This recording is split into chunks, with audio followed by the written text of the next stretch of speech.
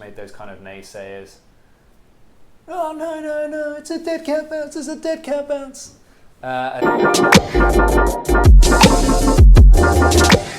What's up, guys, and welcome to this week's McInnes Marketing Minute, coming at you live. It is now October, it's the fall, and we have some good news, don't we? We do. First of all, the roof is wet. The roof is, that's not the good news, otherwise you would, of course, have us up on the roof like you all prefer, clearly. Naturally. Save the comments. So, the news today is about the market, the stats that are from the board that are now in. Yeah. And didn't we forecast this? I'm going to say we called crystal ball on this, and we won. Yeah, I'm going to say we told you so. Not to rub it in, but we did tell you so. So, what did we tell you so? Well, you okay there? I'm good. We told you a couple of months ago the market, well, I say more than a couple of months ago, that the market was essentially going to rebound into what we deemed a balanced market. I think the first time we were calling that was literally the end of 2018. We were saying it was going to get to a point, probably towards the tail end of this year, in which it will enter a balanced market. And where are we now? We are, in fact, in a balanced market. If you've been following the blogs, the podcasts, the videos, you will know that the last few months we've been kind of talking about the market making some slight changes, and July obviously saw an increase in home buyer demand. Everybody screamed it was a dead cat bounce and it was going to come down again. Because May is what kicked it all off. May kicked it off. May's typically a high month anyway, and then it typically drops, and it did. So it followed trend. And then July, typically one of our quieter months, actually peaked and brought home buyer demand way up. August followed in the same, which made those kind of naysayers. Oh, no, it's a dead cat bounce, it's a dead cat bounce. And so then we were waiting to see what happened with September, because naturally 3 months is a quarter of a year. So if it showed the same trajectory, that's then a full quarter, which is deemed a substantial period of time, and which, if it followed suit, it would place us into what's deemed officially as a balanced market.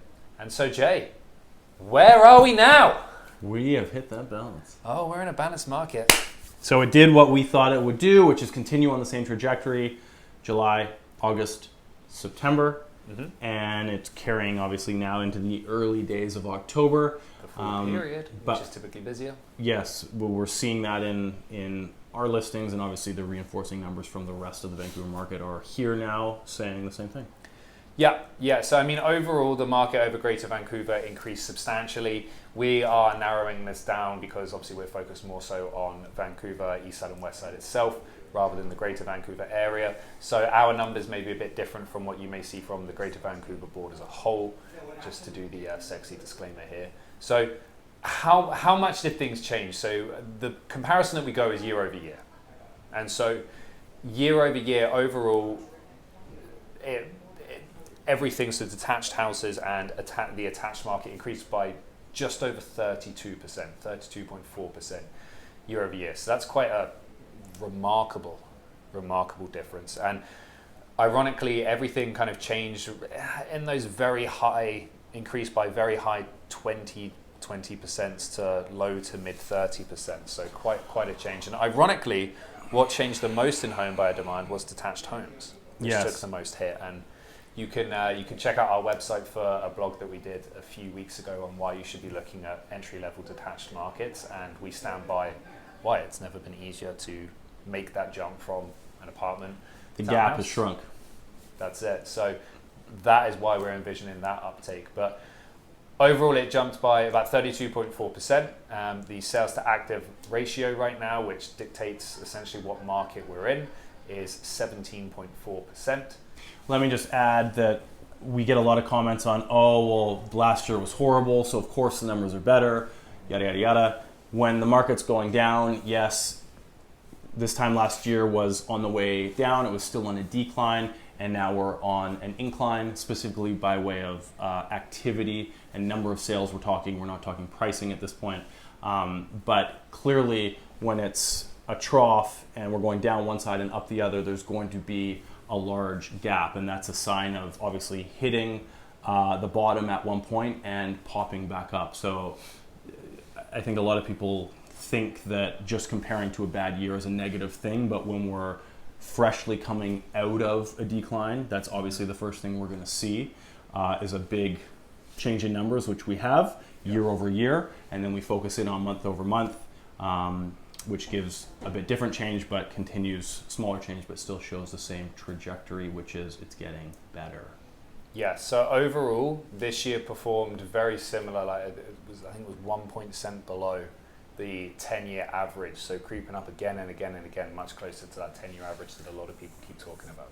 So ironically enough as well, this month was when typically July and August we've seen a decrease in inventory come to market, and then obviously sales increased.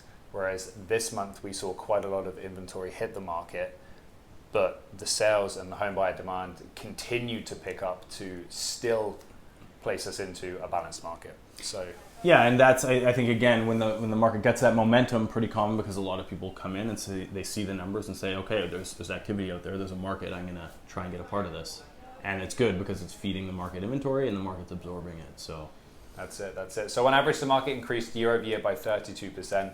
It's now the third month in a row, meaning we are officially in a balanced market. Don't forget the market doesn't come down and then go straight back up. So we're now at this kind of level phase. So what does that mean? So for all of you who are thinking about timing the market as buyers and getting in when prices are at their cheapest, now is essentially the point. Prices look to, excuse me, dying of man flu here.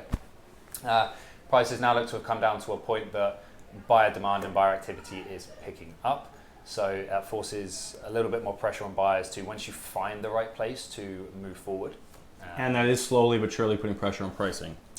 Slowly but surely, yeah. I mean, we're not saying the pricing is going to increase or anything drastically to all you keen sellers listening there.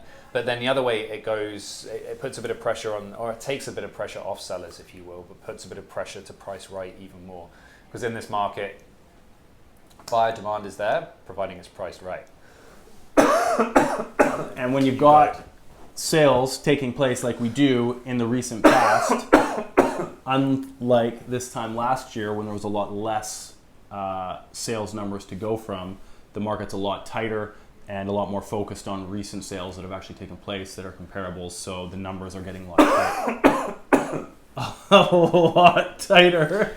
So it makes sellers, be as on point as ever because there's now a number of comparables to most sales that we can very clearly see as buyers that it's either close to market or not. And it's still the golden rule. If it's priced right, it will sell. So everyone thinking the change in market, you can just pop your place on the market for higher than what its market value. It will still sit there and it will still do nothing. Golden rule, price well. So guys, welcome to the balanced market. That's it from us this week. See you next week.